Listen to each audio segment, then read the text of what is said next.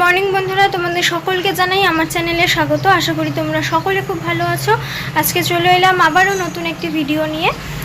তো আজকে হচ্ছে বৃহস্পতিবার। আজকে এখান থেকেই ব্লগটা শুরু করলাম। ঘুম থেকে অনেকক্ষণ আগেই উঠে পড়েছি। তো ওঠার সাথে সাথে আর ভিডিওটা শুরু করিনি। আমি কাল রাতে দিদার সাথে শুয়েছিলাম, পাপা ওই ঘরে শুয়েছিল, মা এই ঘরে শুয়েছিল। তো রাতের বেলায় অনেকবার এসে মাকে দেখে গেছি, অনেকবারই এসে দেখে গেছি। পাপাও একবার নাকি দুবার বললো এসে দেখে গেছে। তো মা ঘুমিয়ে পড়েছিল কালকে অনেকটাই তাড়াতাড়ি। তো সকালবেলায় উঠে চা খেয়েছি। আমরা যখন চা খেয়েছি, মানে আমি, দিদা আর পাপা যখন চা খেলাম, তখনও মা ওঠেনি। তখন আমরা তিনজন গল্প করতে করতে চা খেলাম। মাকে আর ডাকিনি, সেজন্য মার শরীরটা যেহেতু ভালো না, সেজন্য ঘুমোচ্ছিল আর ডাকা হয়নি। আমরা আগে তিনজন আমরা আগে খেয়েছি। তারপর মা উঠলো যখন, তারপর মাকে মানে দিদা মাকে চা করে দিল। তো মারও চা খাওয়া হয়ে গেছে, ওইদিকে অনেকক্ষণ আগে হয়ে গেছে। এটা আমি অনেকক্ষণ পরে ভিডিও করছি। তো চা খাওয়ার পর কিছুক্ষণ পর আর কি পাপা বাইরে গেল, গিয়ে আজকে পুরি তরকারি নিয়ে আসলো সকালে খাওয়ার জন্য। তো আজকে সবাই সকালে পুরি তরকারি খাবো এখন। তো এখনই খাবো। পাপা নিয়ে আসলো, বাইরে গেছিলো, একটা কাজেও গেছিলো, তারপর আসার সময় নিয়ে এসেছি। তো এখন আমরা সকালে ব্রেকফাস্টটা করে নেব।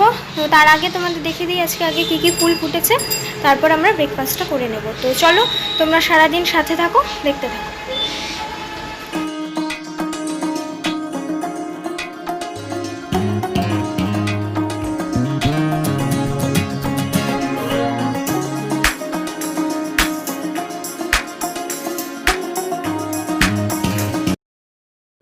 আর এইদিকে পাপা কালকে যে ওই দিন যে নার্সারির থেকে সার এনেছিল, সেটা তো কালকে তোমরা দেখলেই যে ওই জবা গাছগুলোতে দিয়েছে। আর এই সাইডের কয়েকটা গাছে সারগুলো দেওয়া বাকি ছিল, তো সেটাই দিয়ে নিচ্ছিল। আর এইদিকে মা ওখানে আমার সমস্ত জামা কাপড়গুলোকে নিয়ে বাইরে মেলে দিচ্ছিল। আর দিদা রান্নাঘরে, আমি আজকে ডিমের ঝোল করব, সেজন্য দিদা সমস্ত কিছু যা যা লাগবে সেগুলো আমাকে কেটে দিচ্ছিল। আর এইদিকে আমি ডিমগুলোকে ফ্রিজ থেকে বের করে রেখে দিয়েছি।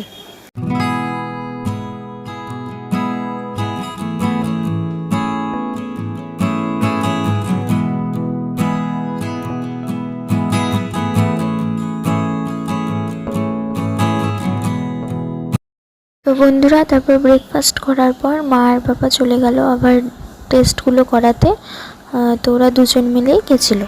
তো বন্ধুরা, ব্রেকফাস্ট অনেকক্ষণ আগেই হয়ে গেছে। ব্রেকফাস্ট করার পর মা পাপা গেল, মানে মার সাথে আর কি পাপা গেছে ডাক্তারের কাছেও না, টেস্ট করাতে। তোমাদের কালকে বলেছিলাম না যে টেস্ট দিয়েছে কতগুলো, সেই টেস্ট করতে গেল। তো পাপার আজকে ডিউটি ছিল ওই 12টার থেকে। তারপর মানে এখানে যেহেতু টেস্ট করাতে হবে, তারপর আবার যদি ডাক্তারের কাছে যেতে হয়, সেজন্য পাপা ফোন করে ডিউটিতে বললো যে বিকেলবেলায় আর কি যাবে। তো দুপুরবেলায় আর যাবে না, বিকেলবেলা যাবে। ওই গিয়ে ধরো 6টা 10টা করে তারপর আবার নাইট করতে হবে। তো এখন ওরা বেরোলো। আর এদিকে দিদা ওইদিকে ইসে করে দিচ্ছে আমাকে সব। আজকে ডিমের ঝোল করব, আর অন্য কিছু করব না। তো ডিমের ঝোলের জন্য ওই পেঁয়াজ কেটে দিচ্ছে, আলু, এগুলো সব দিদা বললো আমি কেটে দিই, তুমি রান্নাটা করো না। তো দিদাই কেটে দিচ্ছে ওগুলো, আমি এখন গিয়ে রান্নাটা করব। আর মারা এসে স্নান করে নেবে। দেখি আমার যদি আগে হয়ে যায় তাহলে আমি ওরা আসার আগে স্নান করে পুজো দিয়ে দেব। আর যদি না হয় তাহলে মারা আসুক, মারা স্নান করুক, আমি রান্নাটা করে নেই, তারপর স্নান করে পুজো দেবো। তো চলো এখন রান্নাটা গিয়ে শুরু করি। আর লেট করব না, নাহলে পরে অনেকটা লেট হয়ে যাবে। তো তোমরা সাথে থাকো, দেখতে থাকো।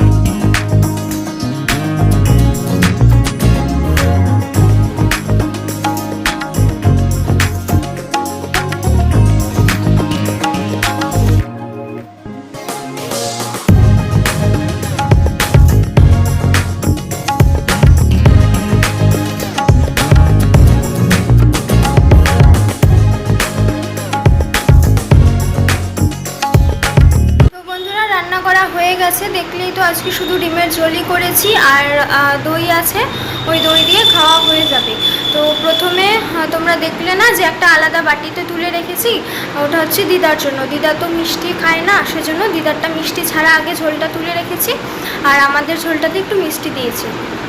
আর পাপা বলল যাওয়ার সময় যে সে ডিউটিতে ভাত নিয়ে যাবে, তরকারি নিয়ে যাবে, সেজন্য একটু বেশি করে আর কি তরকারি আর ভাতটা করতে, সেজন্য একটু বেশি করেই করা হয়েছে। পাপার টিফিন বাটিতে ভাত বেড়ে রেখেছি, কারণ ঠান্ডা হবে তারপরে নিয়ে যাবে, না হলে তো গরমে নষ্ট হয়ে যাবে, সেজন্য। তো হলো রান্না করা, এখন স্নানটা করে নেব। ওই আমার রান্না করতে করতে দিদা স্নান করে পুজো দিয়ে দিয়েছে। আজকে একটা ভুল হয়ে গেছে, আসলে কাজের মধ্যে তাড়াহুড়োতে কারোরই মনে নেই, মানে সকাল অবধি কিন্তু জানতাম, জানো তো, যে আজকে বৃহস্পতিবার, পানও দিদা রেখেছে আলাদা করে ঠাকুরের জন্য, গোটা সহ আর কি। এখন ঠাকুর দেওয়ার সময় কারোরই মনে নেই, না দিদার মনে আছে না আমার মনে আছে। তো হলো, ভুলে গেছি, এটা তো আর ইচ্ছা করে কেউ করেনি, তো ভুল হয়ে গেছে একটা। তো দিদা পুজো দিয়ে দিয়েছে, এখন আমি স্নানটা করে আসি, আর মারা এখনও আসেনি, হয়তো ভিড় আছে বা কোনো অসুবিধা আছে, হয়তো ডাক্তারের আসতে লেট হয়েছে। তো আর দেরি করব না, এখন বেজে গেছে অলরেডি 1টা। এখন আমরা সেটা করে নেই, স্নানটা আমি আগে করে নিই। আর আমার এডিট করা হয়ে গেছে, ডিমের ঝোল বসিয়ে ওই ঝোল ফুটতে ফুটতে আমি এডিটটা ফটাফট করে নিয়েছি, কারণ এখন যদি আমি মানে কখন ওই ভরসা থাকতাম যে রান্না শেষ হবে তারপরে এডিট করব, তাহলে অনেক লেট হয়ে যেত। তো এডিট করে আমার মানে আপলোড করাও হয়ে গেছে, খালি এখন টাইম মতন মানে শিডিউলে দিতে হবে আর টাইটেলগুলো দিতে হবে, এই কটাই বাকি আছে। তো চলো স্নানটা করে আসি, তারপরে এসো তোমাদের সাথে আবার কথা হচ্ছে। আমরা আসলাম স্নান করে, এখন ঠাকুরের বাসনগুলোকে আগে মেজে নিই, চুলটা এভাবেই থাক বাঁধা, যেহেতু ভেজা আছে সেজন্য একটু এভাবে রাখলে মানে শুকিয়ে যাবে তাড়াতাড়ি। তো চলো এখন আগে ঠাকুরের বাসনগুলো মেজে নেই, মারা এখনও আসছে না, তো দেরি হচ্ছে কেন কি জানি। তো দেখি একটু ফোন করি, ফোন করে ঠাকুরের বাসনগুলোকে মেজে নিই। তো চলো তোমরা দেখতে থাকো। আর হ্যাঁ, দিদা ওই ঘরে শুয়ে ফোন দেখছে, একা একা কী করবে, ফোন দেখছে ওই ঘরে। আর এই তো চলো এখন আগে ফোনটা করে ঠাকুর বাসনগুলোকে মেজে নিই, তোমরা দেখতে থাকো।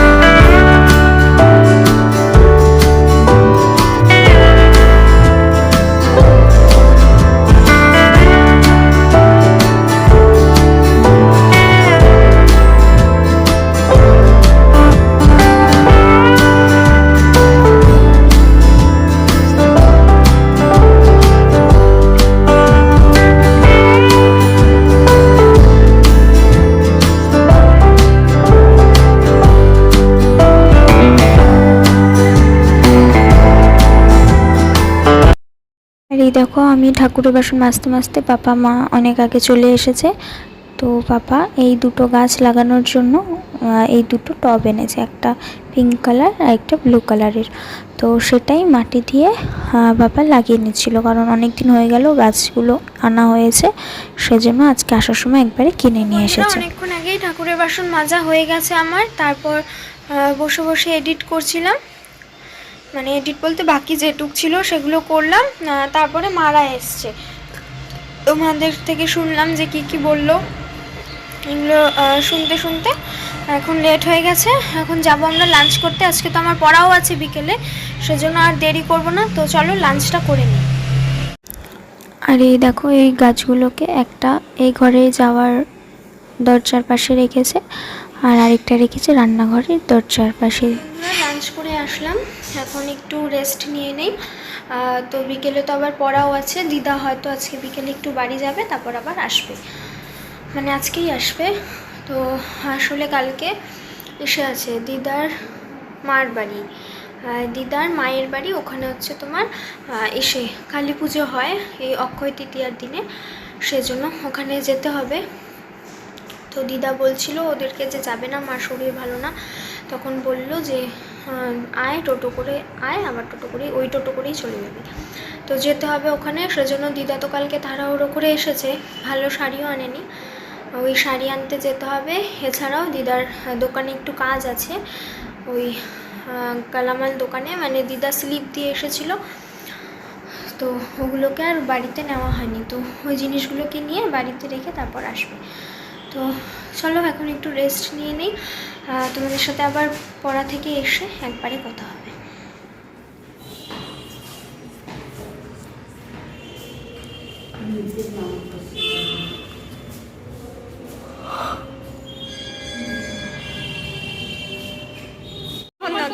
যাও না দিদি দিদি দেখে দেখে চিনে না যে এখন কি চলো একটু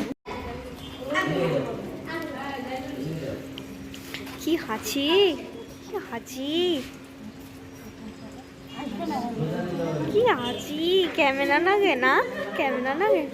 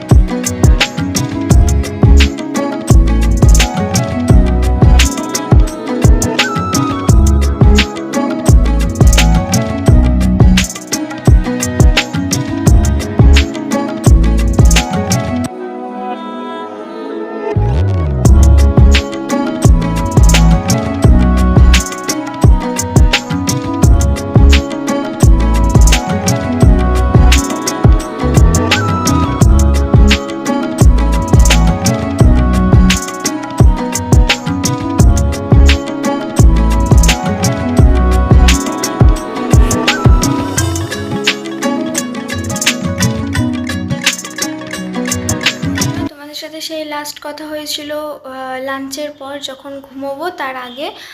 তারপর তো ঘুমিয়েছিলাম এই আধ ঘন্টার মতন, আধ ঘন্টা ঘুমিয়ে তারপর গেছিলাম পড়তে।